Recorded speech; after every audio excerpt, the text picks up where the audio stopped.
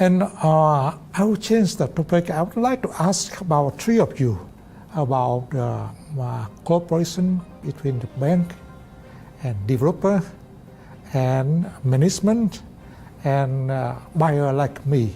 So if I want to have a mortgage, I should ask CBE or ask bank or ask Mr. Andy Han.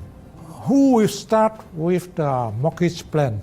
It's an interesting question. I think if you want to get a mortgage, the first thing you have to check with the bank. It depends, right? I mean, it depends on the property.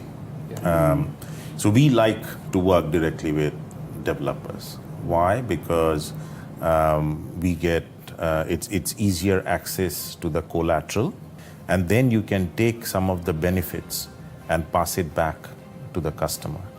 And sometimes you can work with the developer to create a value proposition for the customer that you can pass on to them together. So in many ways, it is beneficial for the bank and a developer to come together and give their best to the customer. So that is one kind of mortgage, though. These are under construction properties. Then you have people who have standalone houses. In those cases, the customer can obviously come to the bank. Brokers would also help them choose the right bank for them. So I would say there are two kinds of mortgages that you see in the market, and some of the banks have more weightage on one versus the other. And that is a result of the partnerships that they have been able to create in the market with brokers or with developers rather than their own preference.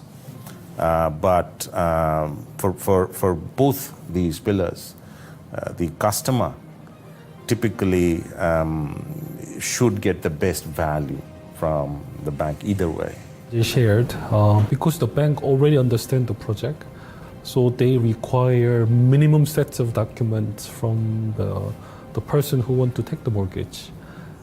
Because if they don't understand the project, then they will also need time to digest, what the project is about, what kind of security they can get, and they will need to do a lot of research for that particular project. But because the bank know about the project well, and they know what kind of customers that they are able to give the loan. So we also filter from our level, but by any chance customers will have to pay up to 30% as equity.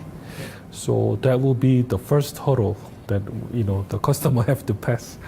And only when the customers pay up to 30%, we proceed with the sales and purchase agreement, in which the bank always needs this contract as a security to start to give out the loan according to the payment plan specified by the developer.